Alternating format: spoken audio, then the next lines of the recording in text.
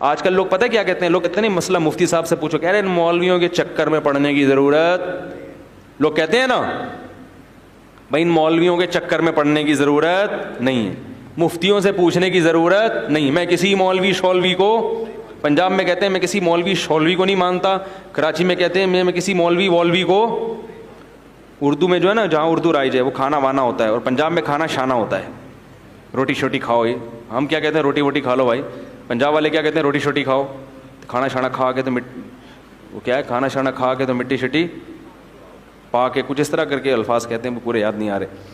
تو لوگ کہتے ہیں مولوی شولویوں کے چکر میں پڑنے کی ضرورت نہیں ہے, نہ پڑھو مولویوں شولویوں کے چکر میں بھائی. لیکن اللہ کو قیامت میں جواب دے دینا کہ اللہ تو نے آسمان سے کچھ نازل کیا تھا, تو پتہ نہیں کہاں تھا, مولویوں کے شولویوں کے چکر میں تو میں پڑھا نہیں, تو میں نے پھر فنکاروں سے پوچھا کہ بھائی اللہ نے جو آسمان سے قانون نازل کیا وہ کدھر ہے. مولویوں کو نہیں پتہ ہوگا تو اداکار بتائیں گے تمہیں؟ بولو نا بھائی. اللہ کا قانون جس کو ہمیں فالو کرنا ہے وہ اگر مولوی نہیں بتائیں گے تو کون بتائے گا؟